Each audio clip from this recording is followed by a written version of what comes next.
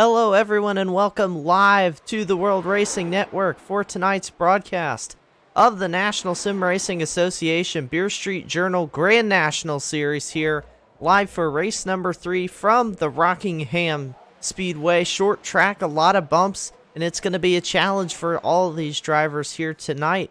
I'm joined up in the booth once again by Tyler Belanger. And Tyler, when we talk about drivers' tracks where the skill level of the driver behind the wheel is very important, Rockingham is one of those tracks that just has to come to mind. Absolutely. This will be a much different challenge for the drivers tonight compared to Homestead. We saw that race last week go green for quite a bit of the race, and I will be willing to bet that we're not going to see that here tonight. We're going to see a lot of bumping and moving. It is a mile track, so it's kind of got a little bit of that Dover feel as far as the size of the race, or size of the track, but very excited for tonight's race. I want to say thanks again for having me. Last week was my first week. I can't wait for tonight, and we'll see what these guys got in store.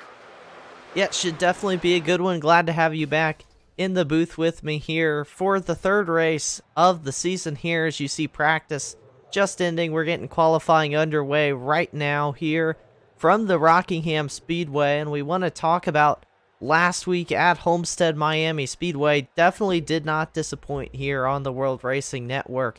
A lot of green flag racing, like you said, good side-by-side racing the entire time, so that race definitely good, and we're looking for another great race here. I guess 1 mile is always where it's debatable if it's a short track or not. It seems like with racing fans, I think a mile like this one is a short track, but some people would argue with me, so I'm sorry if that offends you out there in the chat. Here is last week's race winner, the 17 car of Adam Pettit, who dominated last week's race, Tyler, but this is a whole other beast here tonight at Rockingham. Yeah, I was looking at the times for the practice session, and we had Philip Scott on top of the leaderboard, followed by Christopher Darlett and Matt Donnelly. The 17, last week's winner, was, I think he finished about 11th in practice, so I'll be curious to see if he can't find some a little more race speed tonight and see if he can't go back-to-back, but it looks like he's got a little bit of a challenge ahead of him tonight. You know what it's like when you go from mile and a halves. A lot of people really prefer those. You get on some of these shorter tracks and you see some different guys that can tend to show a little bit more speed with a different track style, so we'll see what he's able to do tonight after winning last week's race. There you see the number 99 of Philip Scott pulling off track. He is currently sitting at the top of the board, but like you said, when I race, I always love the short tracks and the super speedways and the road courses. I've never been a big mile and a half guy. I know a lot of drivers like them, but I like to get to more fun racetracks like this. Rockingham, there's nothing else like it on iRacing. It's quite the track, very bumpy ride around this place, and a ton of fun to drive. Martin Plute in the number 4 machine just pulling off track in his qualifying run. Currently sits in the 5th position, top 5 for Plute. We'll see the 75 of Josh Sobel. I believe he is actually just pulling off from his qualifying run here, sitting 6th. Julian Tesoro had a strong run last week here in the series, kind of put it together toward the end. Watching for Tesoro, he's currently 8th. Jeremy Richmond 9th, so a lot of strong drivers up there. Adam Pettit, last week's race winner, sits 3rd on the speed chart, but it's very close at the top, and just like that, Tesoro was just talking about him. There he goes to 3rd place on the chart. So a lot of fast drivers. The top 5 only separated by about 1/10 of a second right now. Yeah, and you can see that qualifying time is a little slower than practice, so I'm sure the draft might have had a little bit of something to do with that. Philip Scott looking pretty fast. He was the fastest in practice, and he is currently sitting in the front row, sitting on the pole right now. You had mentioned those bumps. I'm not gonna lie, I have not raced on this track in this game, so I don't have any track experience here, but I imagine you get some cars side by side with those bumps. That's something you're gonna want to keep an eye out. Those cars get squirrely. You might get some big wrecks tonight. Yeah, it's definitely a difficult track, as we see Brock Salvati win around there on his qualifying run. Trying to get that car up to speed, just lost it out of 2. Oh my goodness. Oh my goodness. Tyler, the number 49 machine, Bryce Hunter. He's driving the 49 car, which is the number I usually run, in a Dr. Pepper car. My favorite soda. Oh, boy. Somebody's speaking to me. Oh, I have a new favorite now. No, all jokes aside, that's a beautiful looking 49 car for Bryce Hunter. He is up to 10th place in qualifying at the moment. It's also out on track as qualifying's coming toward a close, only 45 seconds left. Jordan Schepler out here in the number 13 machine, sitting 14th on the charts right now. He's completed his qualifying run as well, so I don't believe anybody out there at this time has yet to make a lap, so what we see is what we get. But you were talking about you don't have much experience at Rockingham. It's very straightforward in that it is very bumpy and it is very hard to hold a line, especially on old tires, and the walls come out of nowhere, especially out of turn 2. Very difficult racetrack to drive and manage tires. Tire wear is key here tonight in the NSRA Beer Street Journal Grand National Series, and they only have 2 spare sets of tires in the pits to complete this 130 lap event here, so that is going to be a challenge. We'll keep our eye on who can do it well, but qualifying is wrapped up here from the Rockingham Speedway, and we'll take you through the starting order here. Philip Scott, you see him right here, your pole sitter for tonight's race. He will start in front of the 98 of Jeremy Richmond. Then it's the 971 of Nate Maurer starting third. 92 of Julian Tesoro starts from fourth. Mike Tellier, winner of the season opener, starts fifth. Justin White starts sixth. Adam Pettit, last week's race winner, starts from the 7th position. Chris Darling, driver, a lot of drivers were talking about Tyler as the favorite coming in here. Chris Darling will start from the 8th position. Then it's the 4 of Martin Plute, and my man here in the number 49, Bryce Hunter, starts in the 10th position. Then it's the 75 of Josh Sobel starting in the 11th position. The 972 of Doug Neal starts 12th. Trey Whited rolls off from the 13th position. Jordan Schepler 14th. Daniel Anderson in the 36 machine starts from 15th. Patrick Morrison in the 94 machine this week starts in 16th. Brock Salvati starts 17th. Ryan Sizemore starts from the 18th position. Brock Whitehead starts from 19th. And rounding out the top 20 here tonight is Noah Owens in the number 88 machine. Then starting 21st is the 38 of Chris Wheeler. 22nd is the 29 machine. The the Mountain Dew machine of Ira Kohlhaas. Then it is the 24 of Ben Mashburn starting 23rd. 28 of Sam Kohlhaas starts 24th. Then it's Matt Donnelly, Travis Hoffler, Nick Kessler in the 6th. Brody Smith and Jason Shue rounding out your 29 car field here tonight from Rockingham. 29 cars, plenty of short track action. They only have a mile to race on here tonight, so it should definitely be a good one. Well, and I'll be really curious. I noted that Matt Donnelly had He practiced and had the 3rd fastest lap. He did not qualify tonight, so he's starting back there in 25th. So I'll be curious to see what his strategy is, knowing that he is at least the top 6 car tonight in at least fast lap speed. So we'll see. I would like to see how he works his way up through the field tonight, being a 1 mile track, and you got, I would imagine, 2 different lines that are pretty fast here tonight. It seems like a pretty wide track for a mile in comparison to a track like Dover. So I'll be curious to see what he does tonight. I also like to say, let's get it going in the chat tonight, guys. I'm going to be keeping an eye on the YouTube, the stream tonight. And so if you guys got any questions or anything, feel free to throw them in there, and I'll get to them the best I can.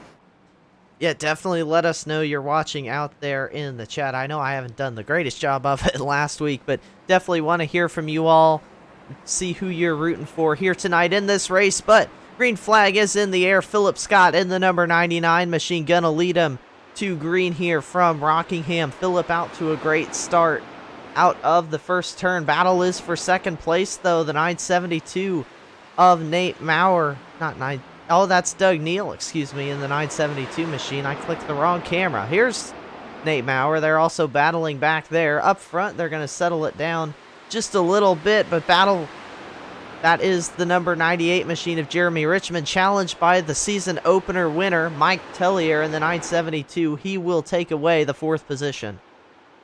Yeah, that 98, that's a nice looking green car right there. He got a little bit of a bad start. He's running that high lane right now, and he's fallen back a little bit. We'll see if he's trying to save his tires or if he's just found a back.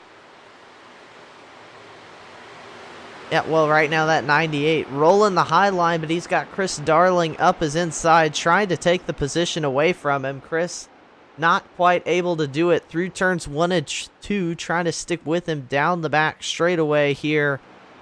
Going to be able to do it decently well, though, and unable to get underneath of Richmond into the corner. Let's check on this battle we were looking at a moment ago. Doug Neal in the 972 Simbox Racing machine.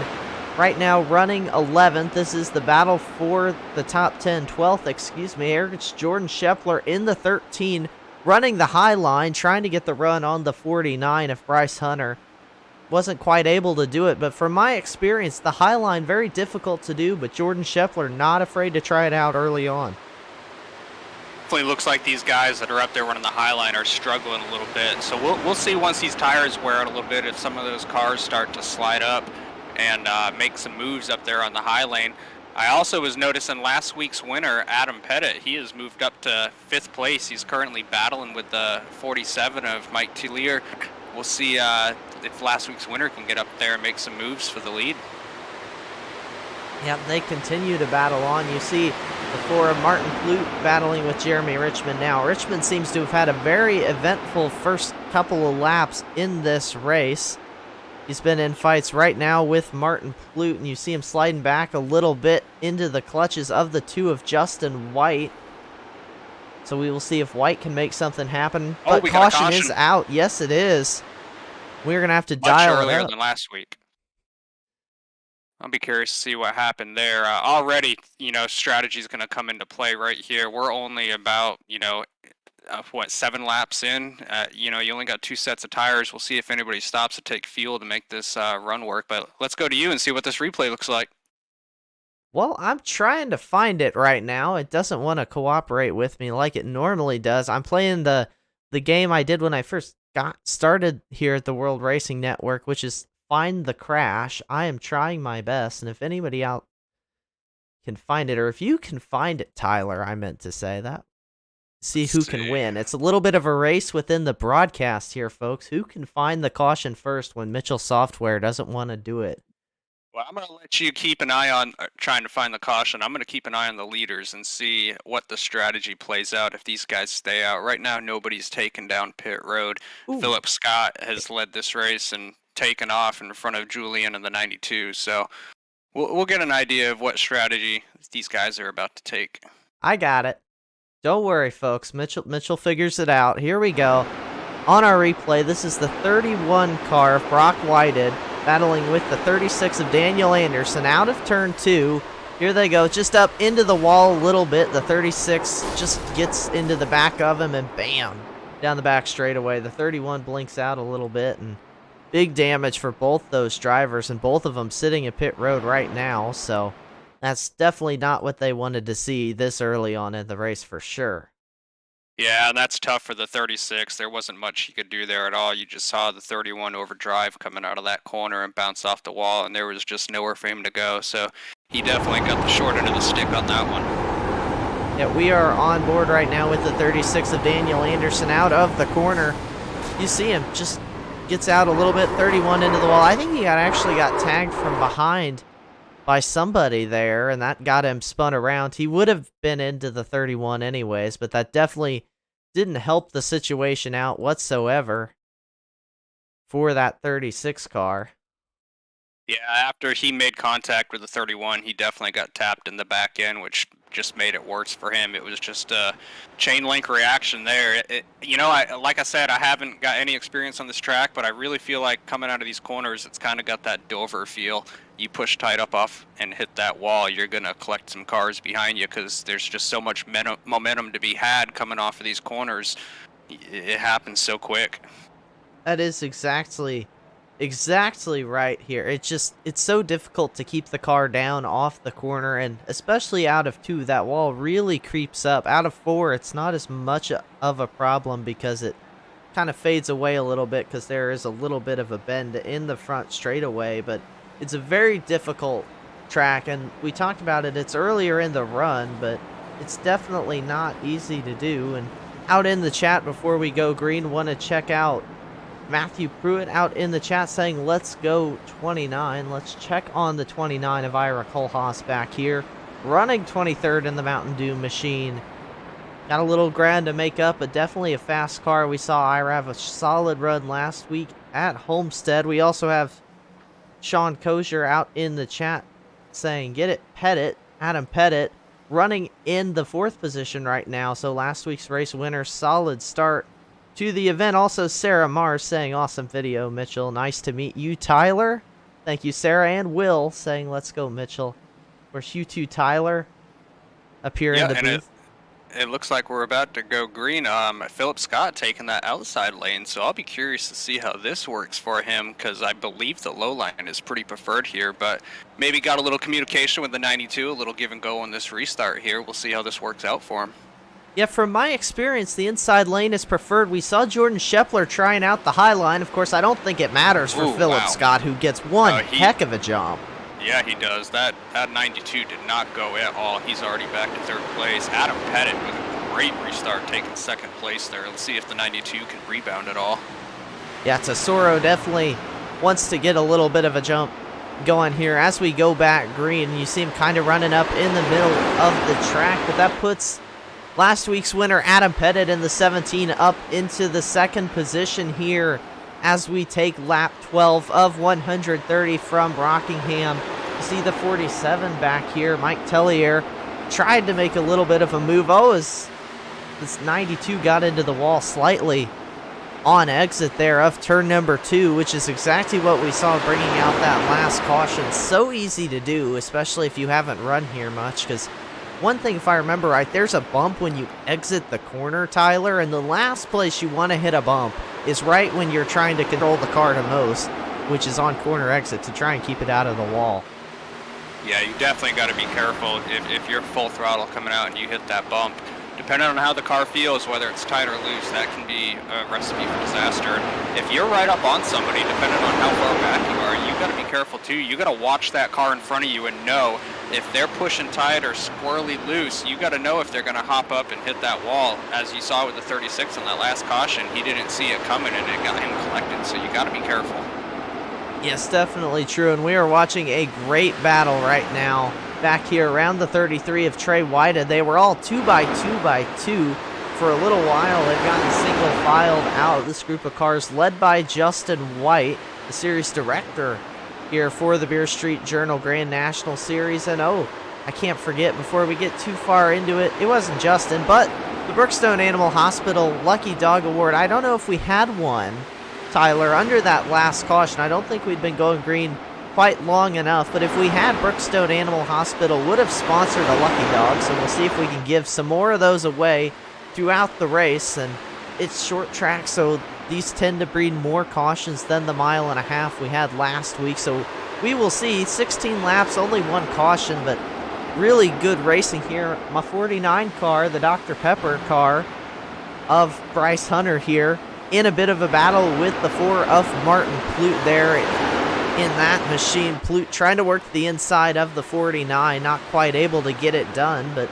the soda wars continue, and right now it's the 49 of Hunter leading Dr. Pepper in the charge. Let's check on our other drivers there. The 29 of Ira Kohlhaas here, running 22nd, and the 28, our Pepsi entry here, Sam Kohlhaas, runs 24th, so right now Hunter has the advantage, but again, long race. We'll keep our eye on how that goes, but up front, still Philip Scott, Tyler. He's scooted out to a little bit of a comfortable lead, but Adam Pettit not letting him run away with it for sure.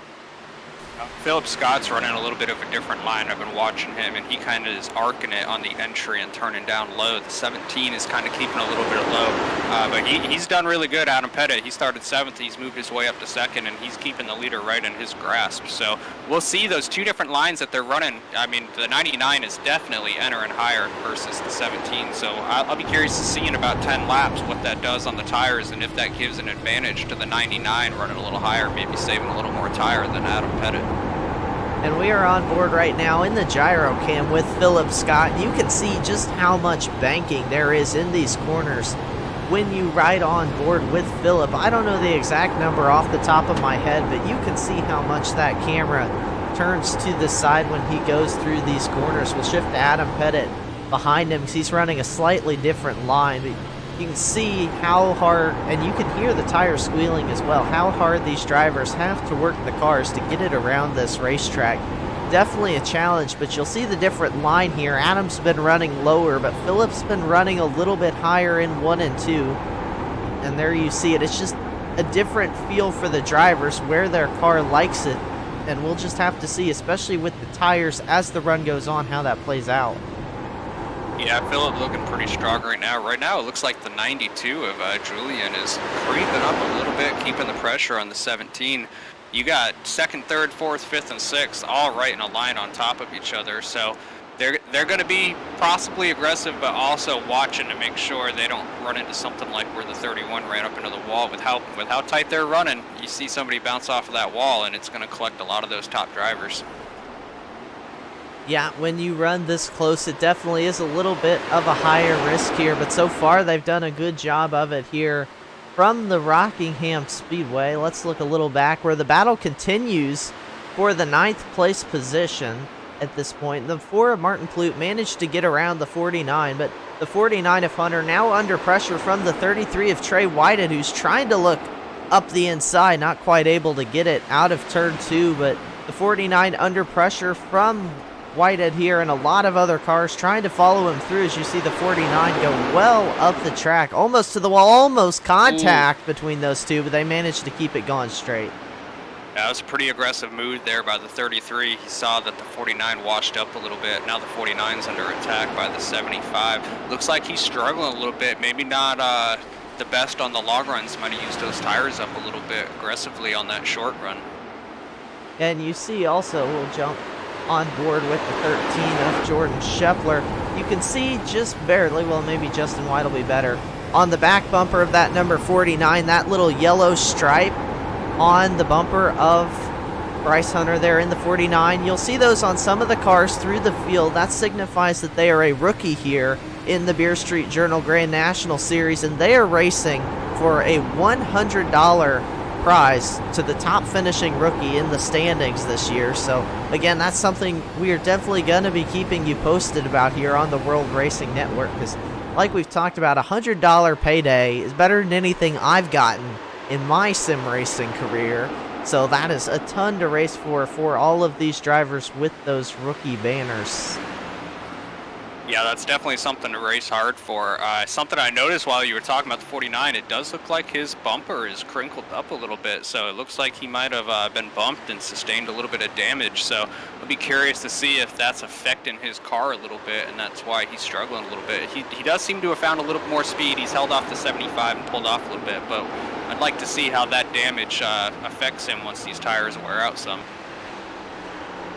Yeah, we will see, and the long run is a different kind of beast here at Rockingham. It's just so abrasive on the tires, more so than any other track, or I don't want to say that, but definitely one of the worst I've ever raced on, and I've raced a lot of ovals here on iRacing, as we see Josh Sobel looking underneath the 49 of Hunter, who does seem to be struggling at the moment, keeping those tires underneath of him, as we see Sobel now trying to make the move. Justin White right there, side by side, a little further back behind him, the 972 Doug Neal and Matt Donnelly going at it hard. Nick Kessler in the Taz Racing Customs machine also right there with these two, so still battles going on all through the pack, but back up front as well, the 17 of Adam Pettit has run down Philip Scott slightly. That gap is at 4/10 right now, make it 5, but it was all the way down to 3/10, and then I checked on him, and the 17 is fallen off the back of Scott just a little bit, but here he is. And this battle for the lead could definitely be heating up. They've got a good gap over Chris Darling in the Max Graphics machine, who currently runs in the 3rd position. Again, Tyler, I was talking to a lot of drivers. Chris was favored by a lot of them to come in, so we'll see on the longer run if he can prevail. As I got worried, I thought he was going up into the wall, but just carrying a ton of speed while he's battling with Nate Maurer. He's definitely getting some pressure from the 971 right now. You had read my mind. I was watching Adam Pettit, and he was about 8/10 back, and he had brought it down to 3. Lost a little bit of ground there, but he might have had something figured out for a few laps there. But yeah, Christopher Darling, he's looking good for being the race favorite that everybody was talking about. I mean, there's nothing wrong sitting back there in 3rd place, seeing what those leaders do and trying to strategize a little bit going into lap 33 of this race. Yeah, this is the point where you're either saving your tires here or you are trying to get up there and run short run. There's a very fine line, and we treaded at a bunch of different racetracks, not just here, where really you can run hard early or you can save it a little bit early and then have the speed later. So we see Chris Darling just kind of clip the wall, actually, I think, down the front straightaway. And you see another different line from the 47 of Mike Tellier. He's doing what we call in technical racing terms diamonding the corner back here. We'll see if he does it in 3 and 4.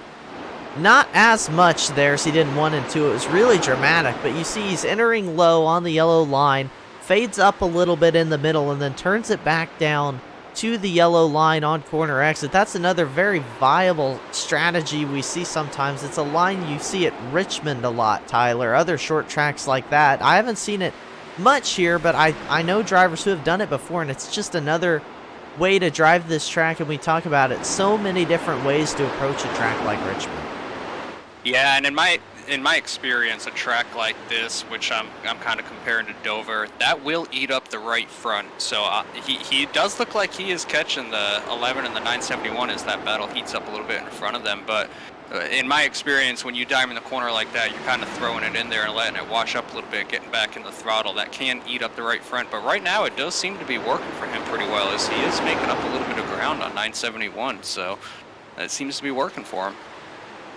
Yeah, doing a pretty good job back there in the 5th position at the moment is the 47 of Mike Tellier. You see him do it again there. I think he's the only driver I'm seeing do that right now. We'll see Philip Scott. Is he still on the bottom up here? No, Philip's kind of migrated up into more of a middle lane here. Gets low on corner exit. That's more the line I've kind of taken in my driving here at Rockingham. But again, there's no really way to show which is better than the other. It just depends on the state of the track, as you see Philip diamonding again versus the 17, who's doing it a little bit, but not nearly as much as these drivers behind him. Good battle going on. We're getting word. Oh, contact actually here in this battle for the 6th position. The 92 had it. The 33, we'll go back actually and see what happened there out of turn 2, because they were battling for the 5th position and there was major contact here. We'll take a look back on our World Racing Network replay out of turn 2 at the 98 of Jeremy Richmond. Oh, the 92 of Tesoro got up into the wall. Again, we see that's been a little bit of a struggle. Drivers have done it a couple times, almost caused a wreck, but they did a very good job keeping those cars going straight.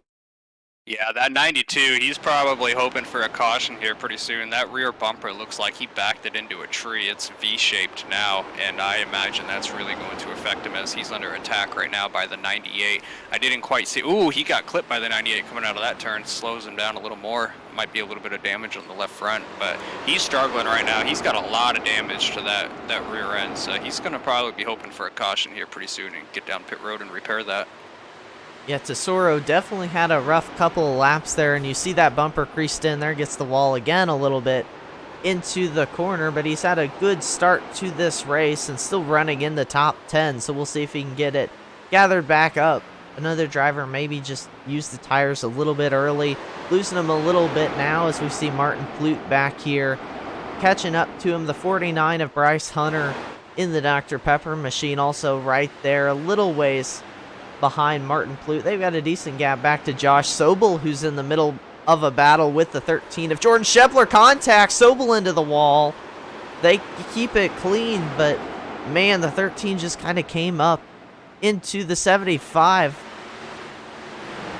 Yeah, he just lost a lot of ground there. I didn't quite see the contact, but he's still losing positions right now as the 29 of the Mountain Dew car gets past him. It doesn't look like there's a lot of damage to that car. It might have just been after he got pushed up there that he just lost all that pace. He seems to recover pretty well, but he's sitting back in 16th now, 5 spots back where he started. Yeah, some drivers have come up through the field, some drivers not so much. Nick Kessler up 13 positions right now. Matt Donnelly in the 41 machine up 13 positions off the start of the race, trying to look for some other drivers. The 20 machine back here, Travis Hoffler, up 7 positions, running 19th, started 26. So we've had some big gainers here on the track in the early goings of this one. Lap traffic now being caught by your race leader, Philip Scott. He's working around the number 31 machine there, who's had not the best start to this race like we highlighted. Involved in the first caution was Brock Whited there in the number 31, going 1 lap down now, but Adam Pettit still right there, a little ways further back as Patrick Morrison, you see there, the 28 of Cole Haas, going a lap down. The number 8 machine also right up there in front of Phillip as he's working through heavy lap traffic, but I think this has allowed him to break away from Adam Pettit quite a bit, actually. He's 2 seconds in front of Pettit right now.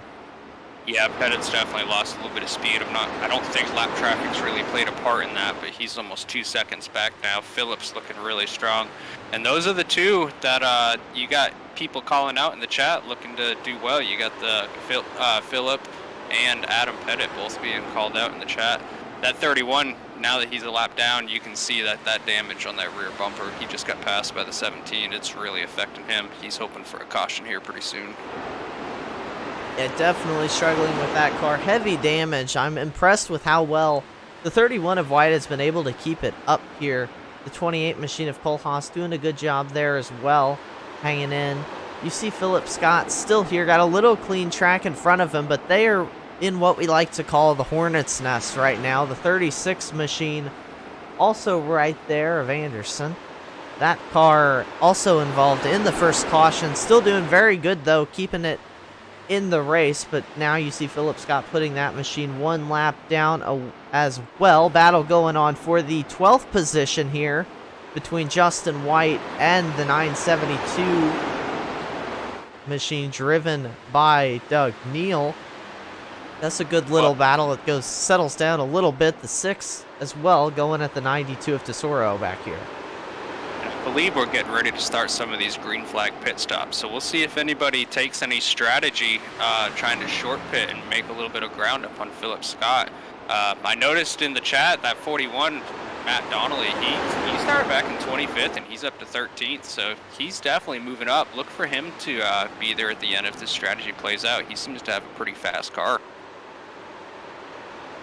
Yeah, a lot of drivers really showing it fast speed here at the moment. If we want to think about the pit strategy, because we are getting to about that point, Tyler, if you can make it 65 laps on fuel, splitting the race might be the strategy we see a lot of these drivers taking. It really does just depend on how they want to go about this race here, but we'll see in the next 15-20 laps how many takers we have down pit road. And of course, if you are watching out in the chat, like we have RC Planes, Ryder out there, as well as Vacara, all of you, if you want to check out more World Racing Network races weekly, make sure to go hit that like button. It really helps out the NSRA and us here to put on these races. I've got to get my little plug in there before too long, but like we've been talking about here, going back to the race, Philip Scott has done a great job right now, putting some distance on second place, as I believe Travis Hoffler down pit road in the number 20, pitted from about 20th position. Ryan Sizemore down pit road, so there are a couple takers here as we take lap 50, maybe trying to make it a 2-stop race here. Joe Moore out in the chat saying definitely will. Thank you, Joe.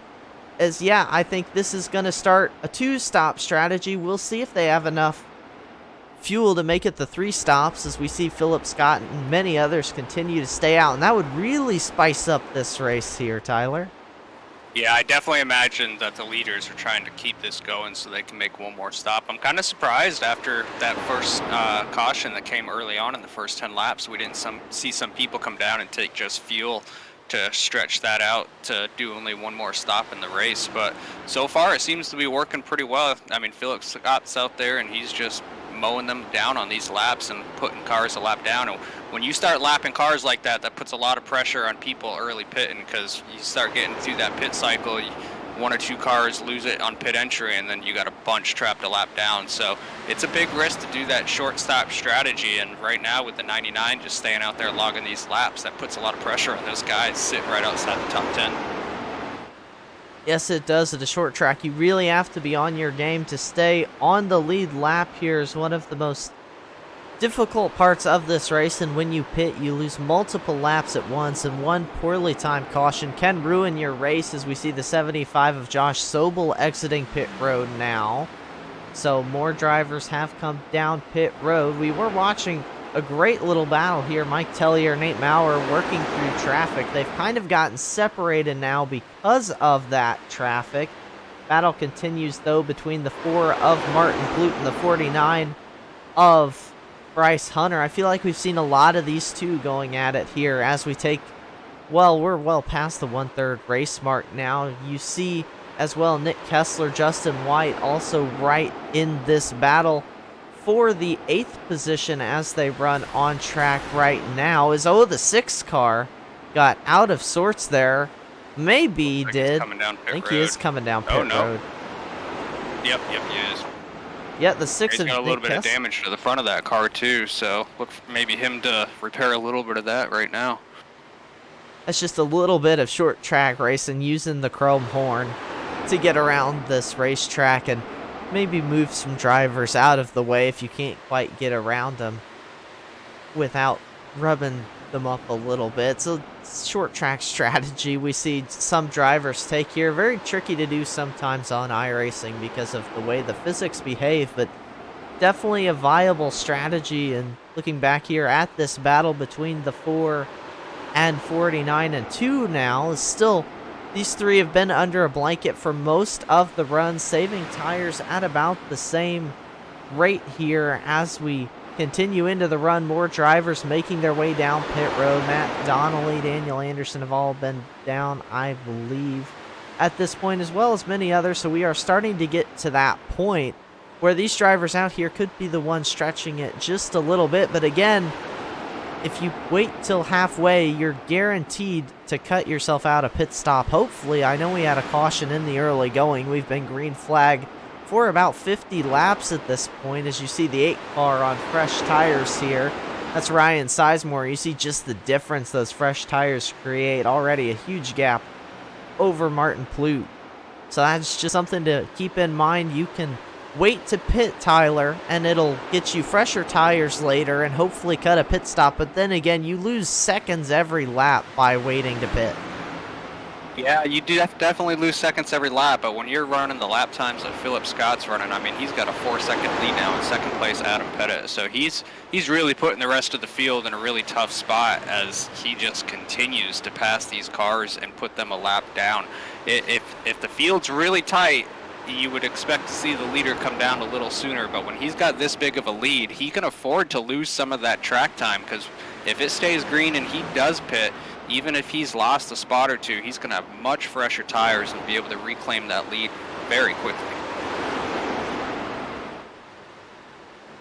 Yeah, the fresh tire advantage really is something to keep in mind for these drivers as the run goes on. As you see Philip Scott working with Jordan Schepler now, trying to put that 13 car 1 lap down, as we have very few drivers left on the racetrack without pitting. As you see Schepler got a little bit tight there into the corner, keeps it going straight though, but Scott now has a 3.5-second lead over Adam Pettit.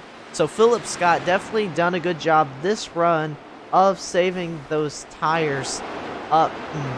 Adam Pettit doing a good job as well, keeping it in front of Chris Darling in the Max Graphics Number 11 machine, Mike Tellier, Nate Maurer round out the top 5, just to give you an update on where everyone is running at this point in the race. We have the 33 machine of Trey Whited, who has yet to make his pit stop, running 6th. Jeremy Richmond 7th. All those drivers, including a couple others, Jordan Shepler now showing back on the lead lap. I don't know that that's the case for Shepler, but either way, most drivers have been down pit road at this point. Only 7 remain without their pit stops, and they happen to be the drivers we've seen up front most of the race. A little bit interesting. Yeah, those top drivers are really putting a hurting on this field by staying out as long as they have. And I have noticed that the 99, our leader here, he comes down pit road now. Let's see if that drags a few of them. What I was going to say, though, is he ran a completely different line for the majority of that run compared to the 17, more of the middle of the track. And that really seemed to pay off for him towards the end of that run, as he really put some distance on. But now that the 99's pit, let's see what that does to shake things up here. I didn't get to see if Adam followed him down. He is actually still on track, so he's going to lead this lap, but most likely lose more ground once this cycle completes.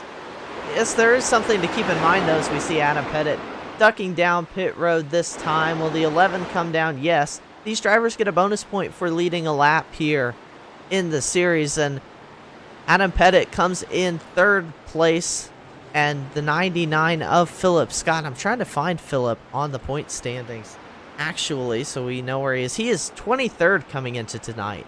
So you were possibly gaining points on, say, Mike Tellier, Chris Darling, some of those other drivers in front of you if you are Adam Pettit. So another thing just to keep in mind here is Mike Tellier continues to stay out on the racetrack. So is Nate Maurer and Jeremy Richmond. And I do have people in the chat talking about the ticker showing the laps weird. Some of that could be because we are in the middle of a green flag pit cycle, and we have a handful of people who have yet to come down and make those stops, and that kind of shows a lot of drivers one lap down. But I know Race Labs was kind of being interesting with me last week, so we'll see if they decide to cooperate with me this week here. But Mike Tellier still staying out, so is the 971 of Nate Maurer. These two continue to clock laps almost to lap 70. We are past the halfway point in this race now, so at this point they're stretching it out, probably hoping for a caution, which is a strategy we did see a little bit of last week as well. Yeah, they're definitely looking for a caution, as now you see the 47 coming down pit road now, so he's going to look to complete that cycle with the other car that had not pit yet, and we'll see how this shuffles out. I imagine Philip Scott's going to regain that lead. He's sitting in 6th now, a lap down, but he will gain that lap now that the leaders are pitting. And there are a couple more drivers I didn't notice that have stayed out. I don't want to forget them. Jeremy Richmond here in the 98 machine has stayed out, and Ben Mashburn in the number 24 also continues to run on track. So does Jordan Shepler in the number 13. They are the only drivers yet to make their pit stops. Mashburn and Shepler are laps down currently, though, which is why I didn't notice them in the first place. But they do continue to stay out on the racetrack, as you do see Tellier now making his pit stop, and we're waiting for... Oh, a crash right in front of the 99. Oh, man, he just squeezed past that. I was watching the 99. He is so fortunate.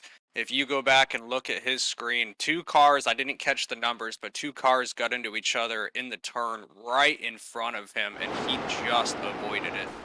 And we're taking a look at it here. The 8 machine of Sizemore got into the back of Jordan Shepler a little bit. They got it going once again, though, and we see the 8 car wrecked again into the turn, collected the 13 again, and that is the cause of this second caution. Really amazing to watch, because I don't believe everybody had pitted yet. It's showing Jeremy Richmond in 2nd and Nathan Maurer in 1st, so obviously they will pit, but everybody else is going to get the wave around and be on older tires if they do not pit again. So this is really going to work out for Jeremy Richmond. But you definitely got to go back and take a look at that in-car view of the 99, because that was crazy. Yeah, we did just get a look at it. Here, under this second caution, you did see Philip was leading the race, but like you said, Nate Maurer, Jeremy Richmond, Ben Mashburn, Jordan Shepler stay out, hoping for a caution, and they got it. that is exactly what those drivers were hoping for here when they stayed out, hoping for a caution. Well, we got it, and your race leader, like you said, is the 971 of Nate Maurer. He didn't quite get up there under the green flag run, but he used a little strategy play, and I do believe he will be your race leader when we go back green. I don't know if Philip had unlapped himself yet. I'm waiting for timing and scoring to update. I think he might have actually. Yeah, he did unlap himself, but where this is going to get really interesting is he's probably on about 12 lap older tires than those people that hadn't pit. So he can stay out here, and you know those leaders are going to have to pit just specifically for fuel, but they're going to put on some fresh tires, and depending on how far back they get in this field, they're going to be able to move up very quickly. It does not look like the 99 is coming down pit road right now, so you're going to see those guys that hadn't pit, see how far back they are on this field when this green flag drops, and they're going to be able to move up to this field quickly. So this takes everything up 75 laps into this race. Yeah, that caution changes the whole complexion of this race for most of those drivers that weren't as fortunate as Philip Scott to unlap themselves under that green flag running we had before the caution. They are now stuck. Actually, not. Yes, they will get a wave around because there they are, all in front of Philip. I almost overthought that. See, the 17 back down pit road, Adam Pettit, he must have unlapped himself too, because there he is down pit road and being scored on the lead lap. So Pettit not going to be forced to take the wave around, but for a lot of these drivers, that is going to be the case here under this caution. You see a lot of drivers like the 49 to Martin Flute in the number 4 machine, Cole Haas in the 29. They're going to get back on the lead lap. They will just have to get the wave around, won't be able to pit this caution, unlike some drivers. Of course, Philip didn't, which is what you said. So we will see which is more important, fresh tires or track position when we go back green. I have a feeling with how abrasive the track is, tires probably going to be a little more important. What do you think, Tyler? Going to be important. I can't tell you how excited I am to see those guys that I mean, that was a bold strategy to stay out as long as they did, hoping for that caution. That was a really long green flag run that was going on. So I'm assuming those guys that got into it were on fresh tires battling for position. So those guys that just pitted now, they're going to be eager. They know that they have an advantage right now to move up to the field and really put pressure on those guys that have dominated this race. They feel good right now. Even if they were a mid-pack car, they feel good right now, because if somehow this stays green the rest of the way, they have absolute advantage right now. And you see all those cars lined up single file here. Those are your wave around cars, but Philip Scott, once again, great jump on the start over Nate Maurer. We will see if those older tires on Scott can hold off the fresher ones on Maurer and the rest of the field. Just to throw the numbers out, Philip Scott has been on these tires for 11 laps since he took them, and under caution, Nate Maurer was on them for 4 laps. So under green flag conditions, Philip Scott, only 7 lap old tires, but that can make a significant difference sometimes here on the racetrack. And you see Adam Pettit here in the 17 trying to work his way up through a little bit of lap traffic. No, that's not the case. He just, actually it is. There's a couple lap cars tucked in between the 24 of Mashburn and the 17 of Pettit. I wish I had those cool Fox NASCAR things that pointed at the cars, but unfortunately that's a little more high-tech and expensive than we are able to provide for you right now at the World Racing Network. I don't know if that technology exists for iRacing yet. I don't think it does, but wouldn't that be cool? We can dream and we can imagine it a little bit. But the 17 of Pettit having to work through some lap cars here. The 20 machine there, the 84, 94 actually, I do believe. Those drivers in there 1 lap down in between your 5th and 4th place cars at the moment. Yeah, Ben Mashburn in that 4th place position running the number 24 car right now. He started back in 23rd, so he is running a really good race right now. I'm not sure if he was able to capitalize on that last caution that just came out, but he's definitely one of the biggest movers tonight. The other one, Nick Kessler, sitting back in 8th. He started 27th, so he's also having a really good race. Philip Scott's gotten out to a pretty good lead right now. I know Nathan's I'm fairly close to him right now, but then you drop back to third, almost 2 seconds back. It'll be really curious to see how those cars with those fresh tires move up through this field. Yeah, Philip Scott really dominated the race to this point, led basically every lap until we hit that green flag pit cycle. Nate Maurer been running up front, hasn't been able to get the break, and here he is off a great strategy call by that 971 Simbox Racing team to keep him out longer. It's got him up second, only 2/10 off the back bumper of Philip Scott, and we'll see if he can manage to make a challenge to the 99. But like you said, Scott doing a good job as a caution is out here on the racetrack. Once again, we'll take a look at it here on the World Racing Network, see if we can find the source of this latest caution here. Yeah, I didn't see what happened there. We got a RC Plane in the chat saying, can somebody please pass the oxygen? You know, I bet Philip Scott's happy to see this caution. I imagine he's probably going to pit here and bring some of those guys that had pitted under green down with him. So again, this is really going to shake up the strategy. I know that's not a lot of laps, but on that last run, but when you're sitting on lap 82 and you only got 130 laps, I believe they can make it on one more stop. So I'll be really curious to see how many guys come down pit road, as it looks like pretty much everybody is. But I'll bring it to you, see if you found what that caution was.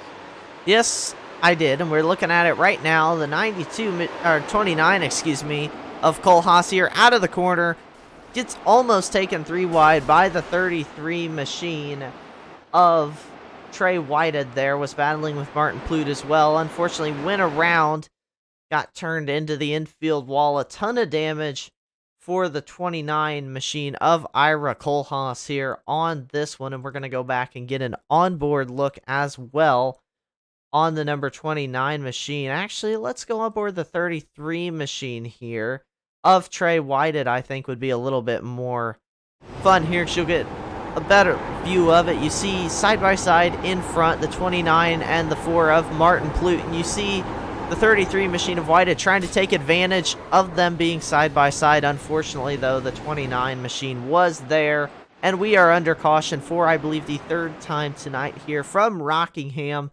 Just some aggressive racing on the fresh tires, trying to get the track position while they had the fresh tires, because that just continues to get more and more difficult when those tires wear off. But again, unfortunately, a little bit of contact, and that puts us back under caution. But again, you talked about a chance for drivers to come down, take tires. Doesn't look like they did here under this caution.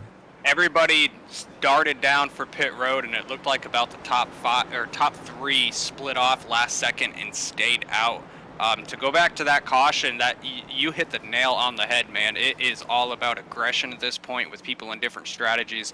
29 was in the wrong place at the wrong time. 33 got a great run, and those cars were side by side, giving him that run, and he went to go low, and it looked like the 29's back end kicked out a tiny bit, shot him in front of the nose of the 33. But you got a couple drivers that did not pit there, and everybody behind him, at least from what I saw, came down pit road. I'm assuming they just took tires. Maybe not. Maybe it was just fuel to make sure that they could make it to the end. But the 99 already had older tires than a few of these guys.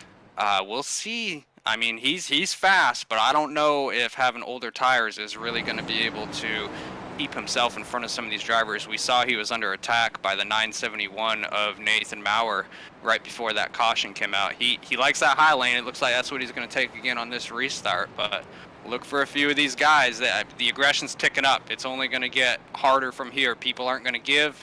People aren't going to, they're all going to take. And I don't know. We'll see if this 99 is playing the strategy right. But yeah, I think he's got the deck counted against him right now.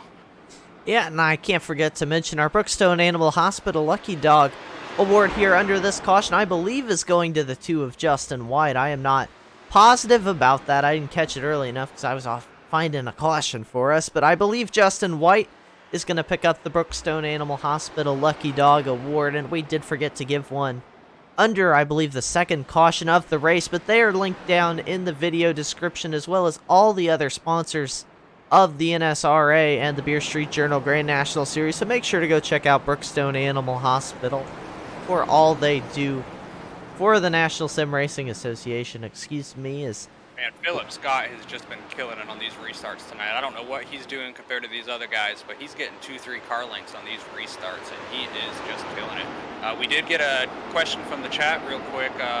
Who's the stud and who's the dud tonight? I can't tell you who the dud is. I haven't been watching the back of the pack, but I'll tell you who the stud is, and it's that 99 car right there. He is killing it tonight. He has just done everything right, even when his strategy isn't working out perfect for him.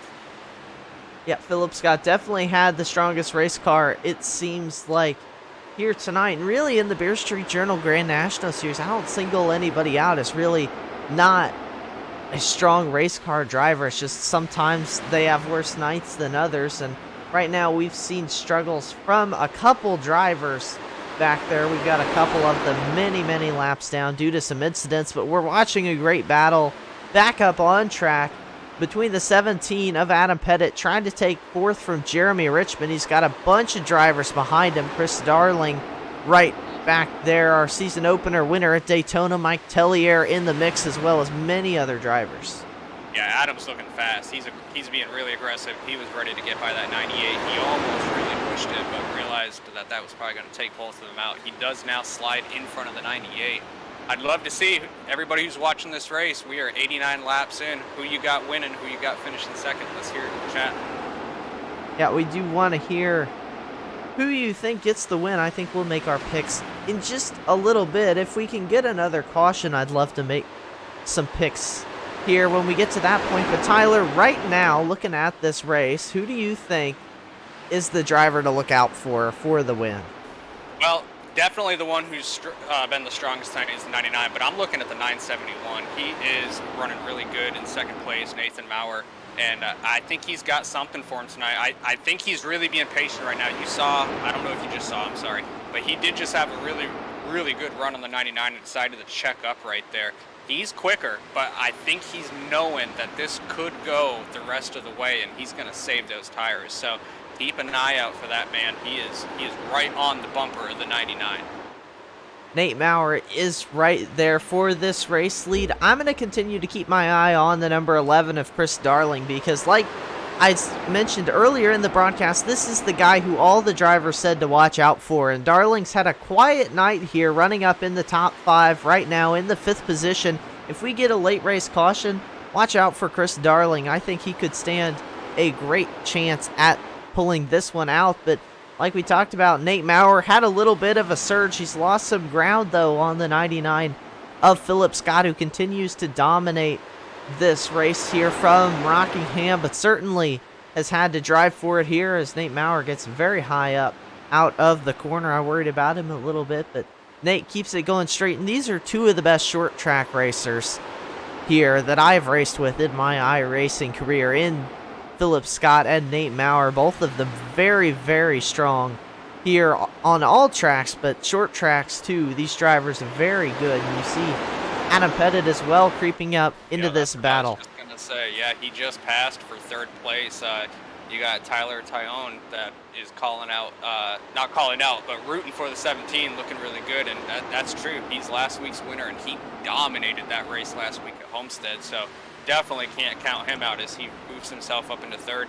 He's probably going to sit there a little bit, save tires, see if he can't get those front two to battle a little bit. You know, if they get side by side, that's going to be a huge advantage for the 17 to pull up there and make a move on them. Well, the 971 of Nate Maurer would love to go to battle with Philip Scott right now, but it just seems like he can't quite get there. He can run up to Philip, get on his back bumper, which we saw him do just the last lap, and he's getting really close again, but just doesn't seem like he can build enough momentum to get side by side with Philip, which, if that happens, really is when you're going to see that 17 able to close this gap up significantly. Let's ride on board with Nate Maurer a little bit, trying to get up side by side with Philip Scott. We'll just let you listen to Nate here, hear what he's doing with the throttle and the brakes. We'll be right back in a couple laps.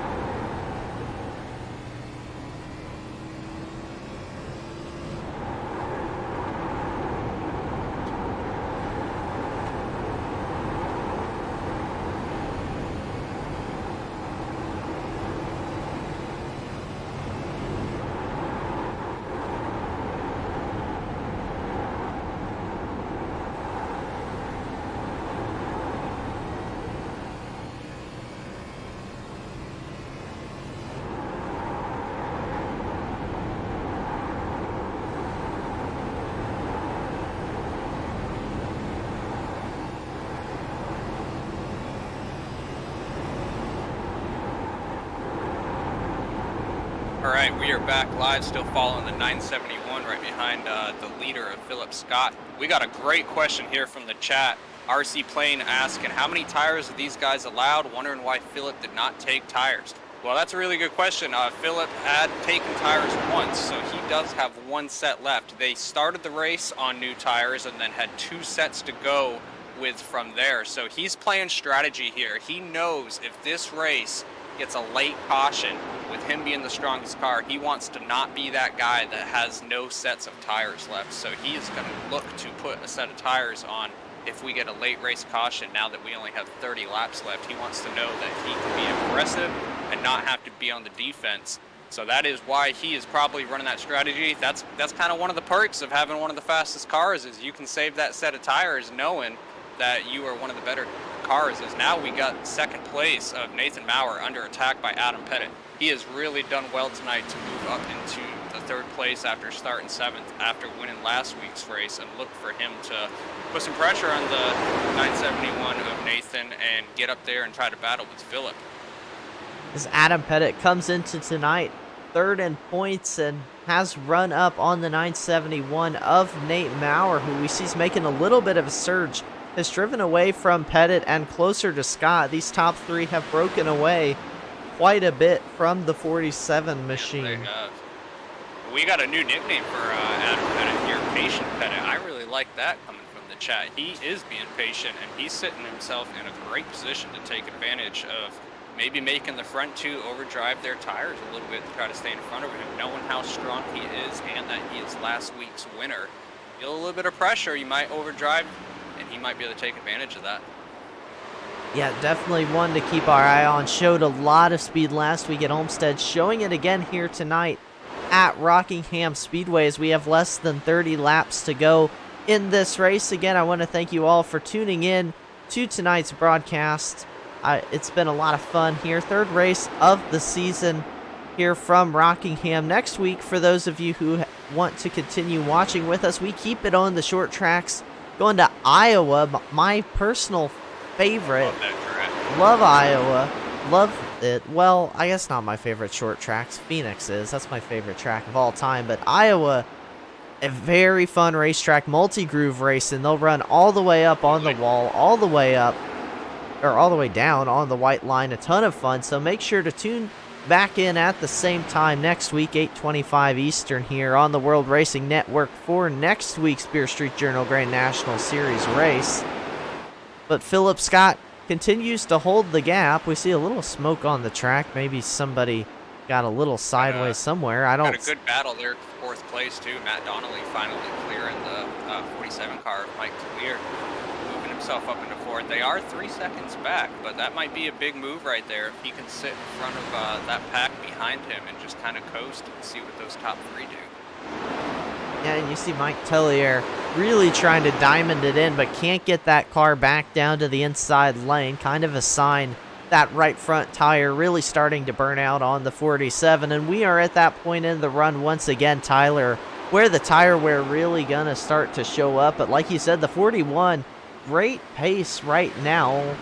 I want to compare, let's see, last time by, Donnelly ran a 26.025. Philip Scott ran a 25.969. So Scott just slightly faster, but Donnelly a couple tenths faster than all these drivers here. And last time by, even lap times with Philip Scott. So Donnelly very fast, also even with Nate Maurer, and a little faster than Adam Pettit in 3rd. So good speed from that 41 machine of Donnelly coming out in the late run, but the battle for the lead still continues, Tyler. These two just will not stop no matter how long this run goes. Nate Maurer right back to the bumper of Philip Scott once again. They've broken away from Adam Pettit just a little bit as they're starting to catch up to some lap traffic now, though. That'll throw a wrench in things.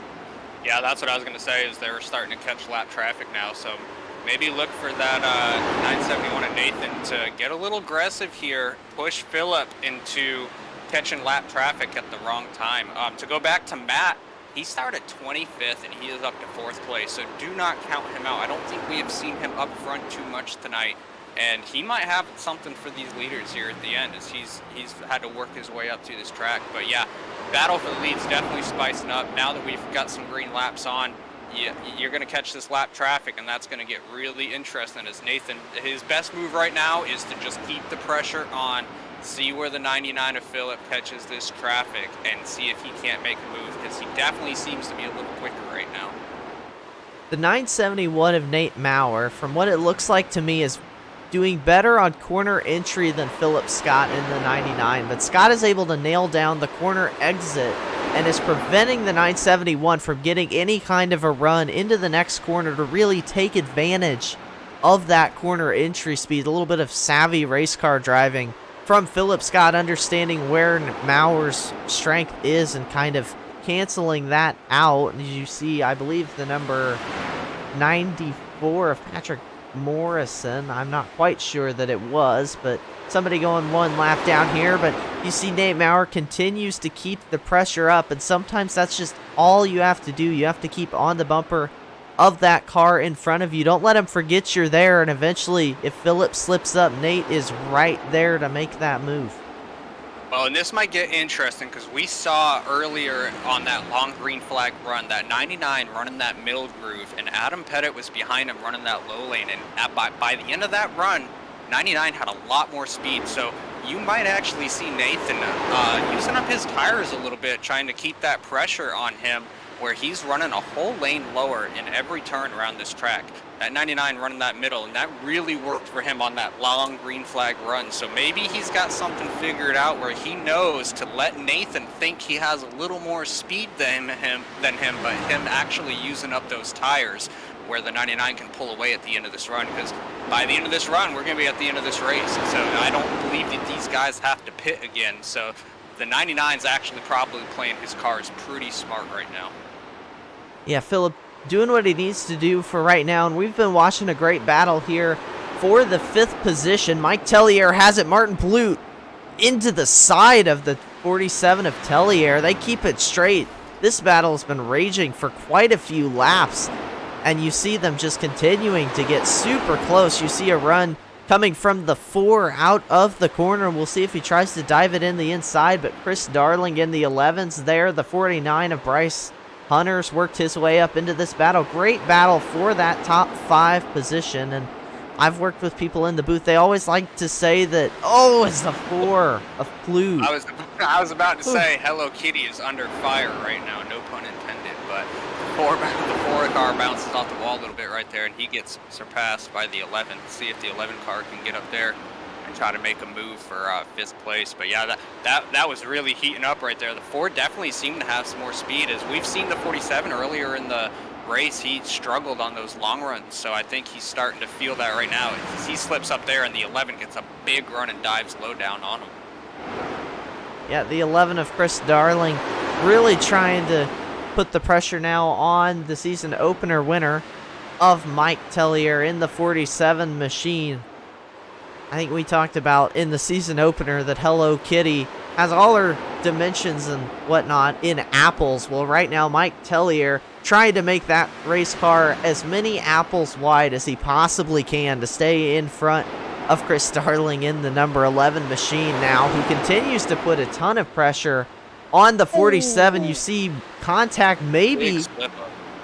It was close. The 4 maybe just got him a little arrow loose out of the corner. That's possible, but Chris Darling slips up the track and opens the door for Martin Plute, but here comes the 49 of Bryce Hunter in the Dr. Pepper machine trying to get around the 4 of Plute. So anywhere you look here in this group of cars, there's a battle going on. So great fight here. Up at the front, though, we'll tune back in because Nate Maurer continues to stay right on Philip Scott. The difference now, though, is here is Adam Pettit, who is now caught up to these cars. Is actually Nate Maurer. Making a strong move on the outside, Adam Pettit. Yeah, Maurer almost pulled down to let Pettit around, or got loose or something, and Pettit able to work his way around. His stuff. I really do. I think the 99 made the right move by holding that middle lane. You can see Adam Pettit is running that lane even as Nathan continues to run a little lower, and I think that really used up his tires. I think that middle lane is the way to go for this long run. So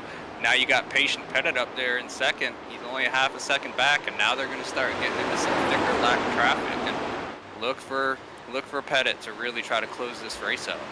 And if we're calling him Patient Pettit, he doesn't have much more time to be patient. 9 laps to go right now on the racetrack as well. And yeah, Philip Scott held up by the 8 of Ryan Sizemore, I believe, there in that 8 machine. But you see Adam Pettit also struggling to work his way around the 8. So about even exchange there. But Adam Pettit, this is definitely the strongest we have seen that 17 car in this run, and he's peaking right at the right time as we only have a handful of laps left to go. And you see Nate Maurer struggling to keep up, but Adam Pettit on 8 lap fresher tires right there for Philip Scott.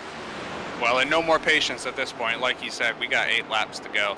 He's going to be sending it. So if he can catch him, it's going to be a matter of how he gets around him. Because you see Philip, he's capable of running that low line. He's doing it really well when he passes these lap cars. So I think Philip's done a really good job at saving these tires, knowing that Adam has fresher tires. And when Adam gets to his bumper, which I think he will, look for him to move down and take that lane away.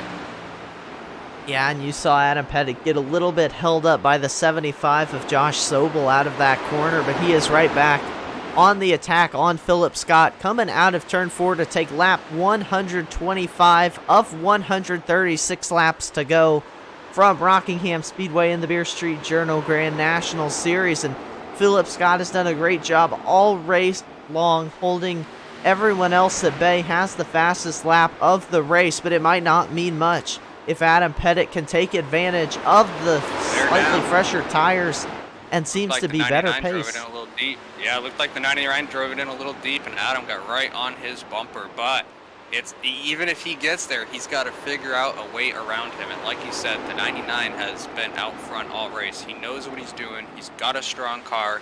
All he needs to focus on is what is in front of him. Keep running his line. Don't rear view driver.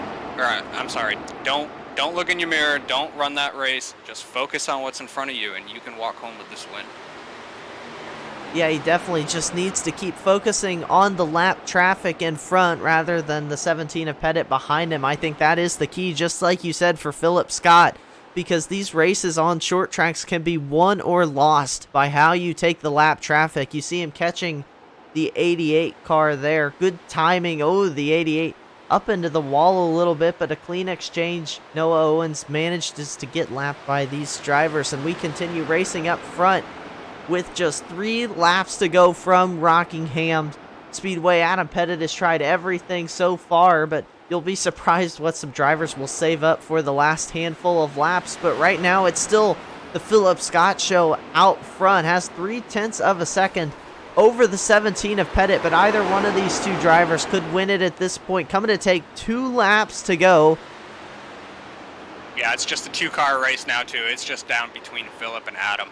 Philip has run this race perfectly. I mean, down to a strategy standpoint, the line he's run, the way he's managed to save these tires, and now he's pulling away a little bit. You can tell those last 5 laps, Adam pushed really hard to try to get to his bumper, and I think that might have used up, warmed up those tires on the front a little bit. And I just don't think he's going to have enough for Philip as we come to the last lap.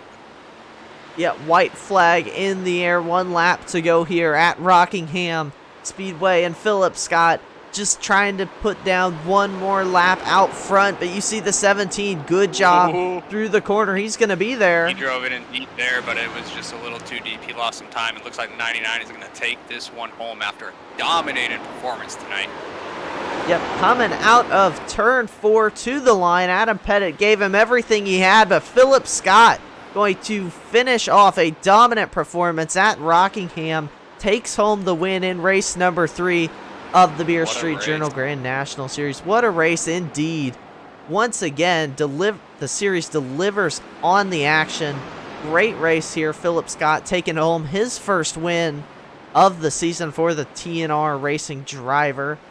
Did you see Nate Maurer? That's got to feel good for him, too, knowing Adam Pettit winning last week right on his bumper. That's a lot of pressure. It gets your heart rate up. That makes you more prone to mistakes, and he kept it calm, cool, never changed his line. He took his line and said, I'm going to win this race because I have dominated this race, and that's what he did tonight.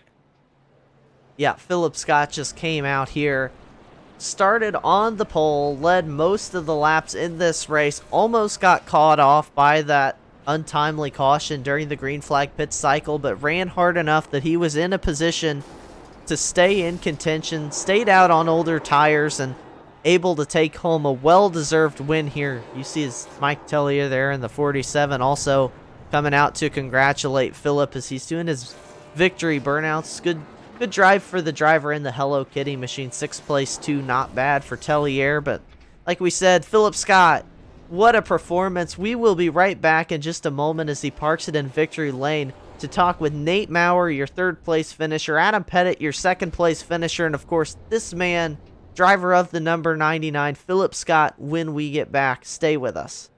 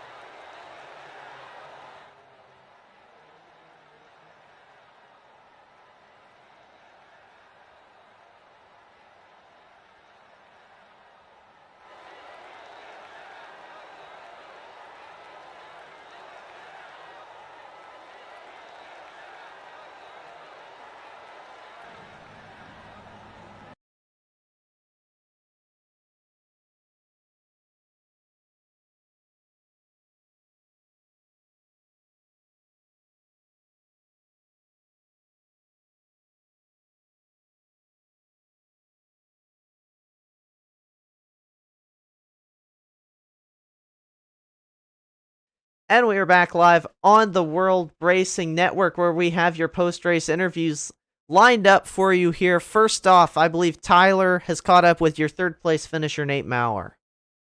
Nate, man, you ran a good race tonight, finishing P3. You were running 2nd there for quite a while after that last restart, long green flag run. It looked like you had something for him for a while. Walk me through what it was like when you got to his bumper and what was going through your mind. You guys got a copy? My mic's kind of acting up tonight. Yep, I got you loud and clear, bud. What was going through my mind, seeing how long it was till I burned up my tires, just trying to stay with them. I was watching his line. I should have watched it before the race started.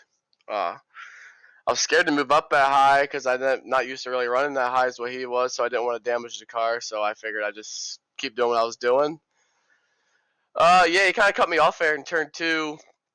I still think if he wanted to cut me off, he would have had the exit. So no hard feelings there at all.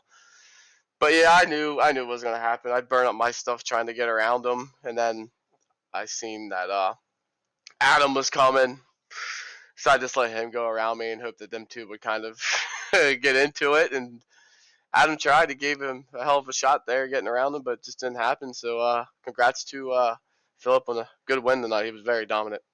Yeah, that was something that we did notice early on, was there was only a couple of cars that were really able to utilize that middle to high lane. And in the long run, the people like yourself and Adam that ran that low lane, it seemed to hurt once you got about 20, 30 laps into the run. But hey, man, nothing to hang your hat on. 3rd place finish. You did phenomenal tonight. You looking forward next week to Iowa? Is that a track that you like? Oh yeah, I love the shorter tracks. I love this. I haven't ran this track in a long time, but oh yeah, I'm excited for Iowa. Well, again, congratulations on your 3rd place finish, and I can't wait to see what you can do next week at Iowa, man. Yeah, thank you. Any shout outs? I gotta give a shout out to my main sponsor, Doug Simbox. Doug Neal's the owner. He hooks me up with everything. Flights down to Atlanta races. He's just a good guy. If you need a button box, hit up Simbox PC on Facebook. Shout out to my teammates Justin, Bryce, and Doug. But mostly new guy. We got a new guy. We just brought him into the league. He's new to NSRA and Beer Street Journal all over. So glad to get new guys in here. His name's Bryce Hunter. He did well tonight, finished P8. And shout out to Beer Street Journal for being a sponsor, and for you guys. I know you guys are a newer broadcasting company, I think. So shout out to you guys too for getting started. Well, thank you very much, man. I appreciate you taking the time to do the interview with us, and I hope we get to talk to you next week. Have a good night, guys. You too. Thank you. All right, that was Nate Maurer, your 3rd place finisher here tonight from Rockingham, and I'm going to go catch up with 2nd place finisher here tonight, Adam Pettit. Adam, you gave it all you had there in the closing laps. Couldn't quite get around Philip for 2 wins in a row. Just take us through the closing laps and how you managed that final run.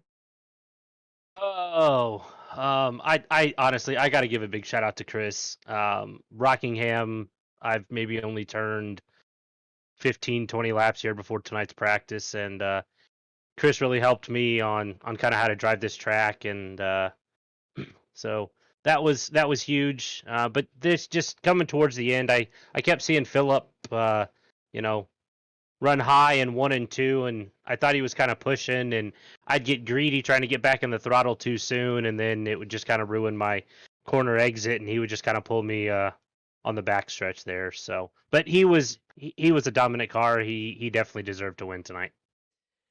Well, Philip dominated tonight, and again, you dominated last week at Homestead. Good run here at the short track. Is short track racing your cup of tea here? Is this something you like? 'Cause we're doing it again next week at Iowa. No, I don't like short tracks. I like 1.5 and 2 mile tracks. Those are my bread and butter, so to speak. But learning a new discipline on short tracks is definitely something fun, and it's nice to be able to do that in a league that's like this, that is quite clean. I was kind of watching some YouTube videos of Rockingham, other leagues, and it was a caution fest, kind of like Bristol. And tonight to only have 3 cautions, after 130 laps, that's a big kudos to the whole league. Yeah, the Beer Street Journal Grand National Series always puts on a great show for us. It's been 3 great races to start off the season here, and you said this is your first Rockingham race. What was the most difficult part of this track for you coming in? Because it's a very challenging racetrack, to say the least. Honestly, having the patience, because of the banking, you feel it gives you the false sense that you can get back into the gas pretty good. But also coming out of turn 2, you're kind of coming up out, almost kind of resembles that of like Dover, and the wall is just right there. Luckily, I didn't hit it tonight.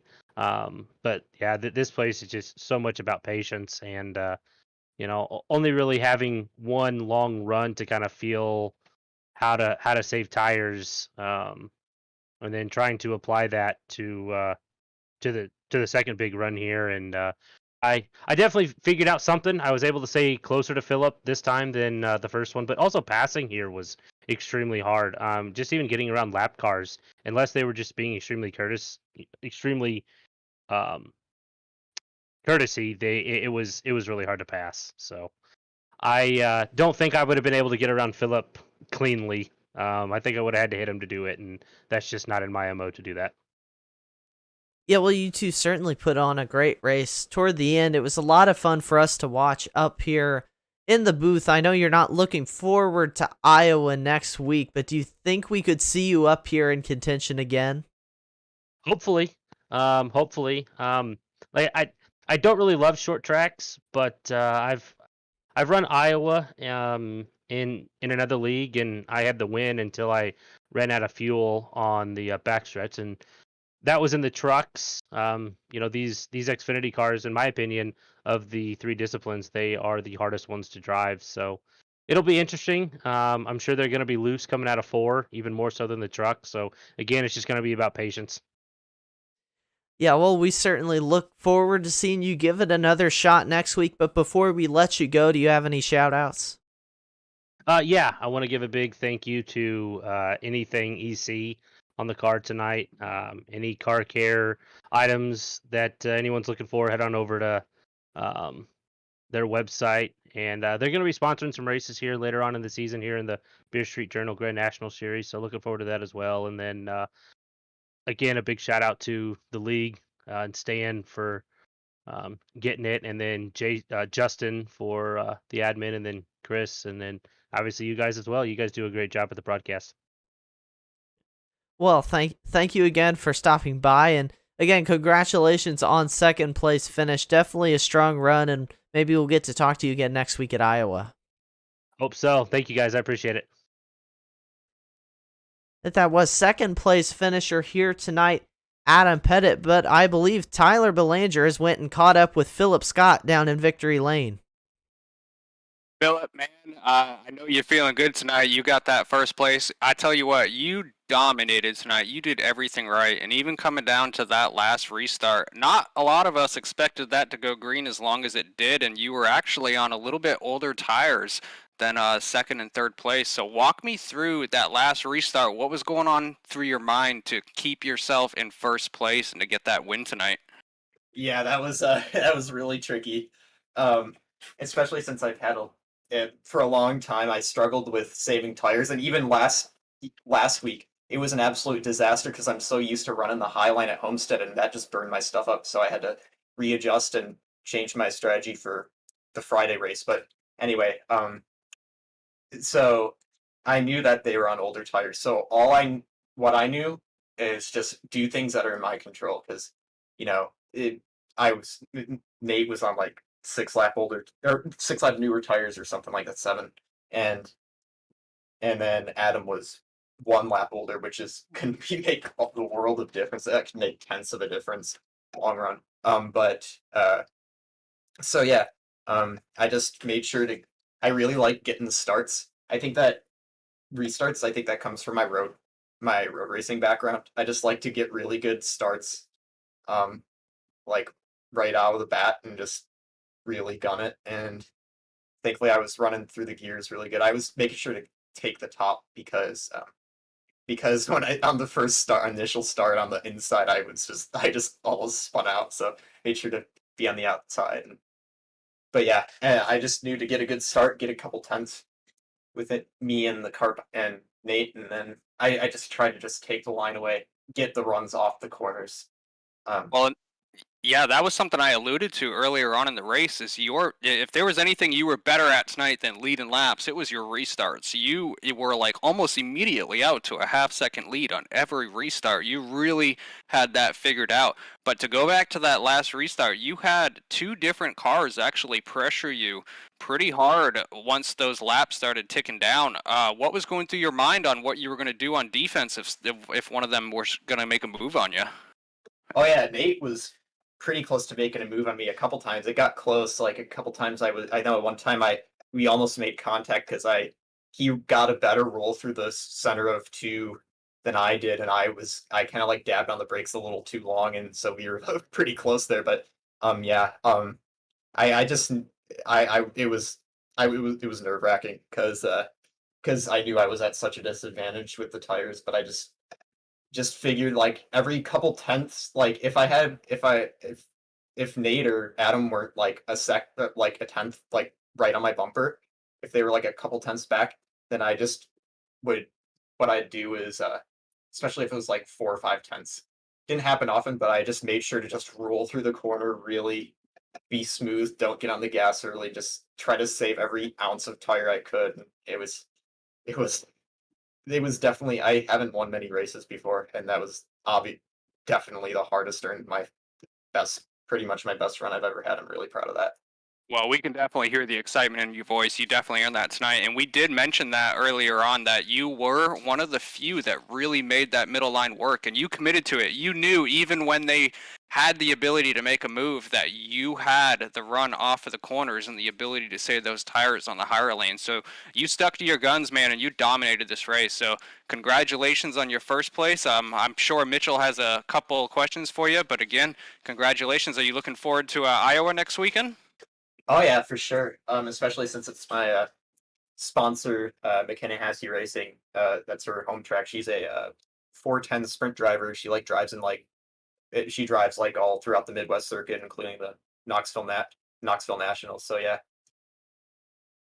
Well, awesome. Again, congratulations. Mitchell, do you have any follow-up questions for him? Well, Philip, I want to go to a little bit of the bigger picture here before we let you go. Yeah. You came into tonight 23rd in points. After tonight, though, you've got to be looking to gain quite a few positions. Is your focus right now on getting into those playoffs and on the points, or are you just right here trying to get the best finishes you can every week, or is it kind of a mix of both for you? I'd say a mix of both. I just, trying to get used to running at the front because it's only been recently that I've been able to start winning. My first win was a couple months back, Dover in the truck series. And so I'm just trying to get that experience being comfortable, being up at the front and everything. But whatever happens, happens. I know I mentioned that Homestead went abysmally for me last week because I didn't realize how much the high side would burn up my tires. So then I had a speeding penalty in the pits, and then I just gave up because I'm in like 23rd anyway. And then I just had to readjust my game plan just to really focus on think about how this week and so many of these tracks in both the Thursday and Friday night series are going to be all about just really abrasive race tracks, really saving those tires. So I just had to really commit to rolling through those corners. But anyway, yeah, definitely a mix of both. I think that I hope that I can. I knew that I was pretty bummed out last week, but I knew I'm like, this is a long season. It's like 25 races, so it won't do me too much bad getting like last. As long as I can make up for it, and I'm really glad I did. Yeah, well, again, congratulations on a dominant performance here tonight, and we're looking forward to seeing if you can do the same next week at Iowa. Best of luck to you, Philip. Thanks so much, man. And that is going to do it for our post-race interviews here, Tyler. A lot of great insights those drivers had into this racetrack and the race and the season moving forward. Again, we go to Iowa, another short track next week, which should definitely match the action we saw here tonight. That track, like I've said, running all the way up on the wall, over that racetrack. There's so many different lines, just like here, but Tyler, what a race once again. The Beer Street Journal Grand National Series does not disappoint for us here at Rockingham. Absolutely did not. That was a fantastic race. And honestly, it was kind of a little bit of a preview to what we got going on next week at Iowa, where there really is 2 lanes that you can run on that track, completely different strategies. And I can't wait to see what they do. I want to give you another shout out. I really appreciate you letting me join you in the booth. This is a fantastic league. I'm proud to be a part of it. And that was a heck of a race that everybody put on tonight. So I can't wait for next weekend, man. Yeah, I'm definitely looking forward to next week at Iowa. It always puts on a great show, an amazing track. And again, before we go off air, there's a couple things we have to do. And the first of those is run through your finishing order here tonight from Rockingham, where, of course, Philip Scott picked up a dominant win in this race over Adam Pettit and Nate Maurer. We talked with all 3 of them post-race, but then finishing 4th, it was the 41 of Matt Donnelly who had a strong run here, kind of strong, silent run in that number 41. A lot of long run pace, another one to keep an eye on at Iowa where long run pace is so important. Then it was Chris Darling picking up a top 5 finish. Mike Tellier finished 6th. Martin Plute finished 7th. Bryce Hunter in my Dr. Pepper 49 car that I now love so much finishes in the 8th position. Jeremy Richmond in the 98 machine finished 9th. Solid run from Richmond here as well. Brock Salvati finishes in the 10th position. Then Ira Kohlhaas 11th. In 12th was Trey Whitehead. 13th, Justin White. 14th, Ben Mashburn. Nick Kessler in the Taz Racing Customs machine finished 15th. I might have said a number twice. If not, I'm not so sure. But then it was the 16 of Julian Tesoro. Not the 16, the 92 in 16th. Julian Tesoro. Then 17th was Jordan Shepler. 18th, Noah Owens. 19th, Josh Sobel. 20th, Travis Hoffler. Then in 21st was Sam Kohlhaas. 22nd, Doug Neal. 23rd was Ryan Sizemore. 24th, Jason Shue.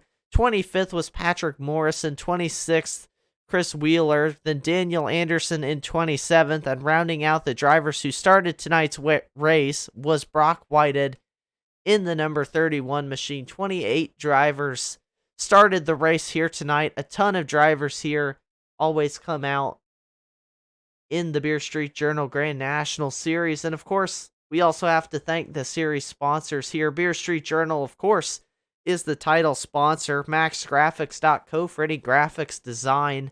They've done a lot of work for us here at the World Racing Network. They did our logo. If you think that looks cool and you need a logo, go check out Max Graphics. Also, Stay Tuned Sports, Simbox, Brookstone Animal Hospital, Taz Racing Customs, JNR Craftworks, and Eclipse Photography all help make this possible. Without them, the NSRA and the Beer Street Journal Grand National Series could not go on. So all of them are linked down in the description. Go ahead and check all of them out. But again, Tyler, I'm looking forward to Iowa with you next week. It should be quite the show, and through the rest of the season, we have a lot of exciting tracks coming up. Kansas, Michigan, Gateway is a really fun track, and got a lot of good races. Like we said, a long way to go in the season, but it's been one heck of an open. Yeah, it's definitely been an amazing start to the season, and it can only get better as these drivers get more time around each other. You're going to see them more comfortable and being able to pull off some more aggressive moves, and I can't wait to be a part of it, man. It's going to be fantastic. Yeah, next week should definitely be good. Again, Iowa Speedway, same time, same place on the World Racing Network. Thank you to all of you who tuned in tonight. A lot of you out in chat still. Will Radcliffe, there you are. Tyler, RC Plains, Joe Moore, Tyler Talion, Ryder out there, Brendan Robinson, a lot of other people got in on the action tonight. If you enjoyed it, please go hit that like button before you leave. It helps us and NSRA out a ton. And another little channel milestone is we broke 50 subscribers here tonight on YouTube on the World Racing Network. That's awfully cool. So thank you all out there. That's our first big channel milestone we've hit here on the World Racing Network. We look forward to continuing to bring you these broadcasts every Thursday night. And real quick, make sure you are in this chat next week. We have some potentially big news to announce. I'm not going to give it away quite yet, but make sure you're in this chat next week. You don't want to miss it. Yep, that is definitely for sure. Again, join us next week. We'll be here. I hope you will be too. And for all of us at the World Racing Network, I'm Mitchell Adams. For my co-broadcaster tonight, Tyler Belanger, we want to thank you all for tuning in. We hope you join us next week. But until then, stay safe, have fun, and we will catch you next time.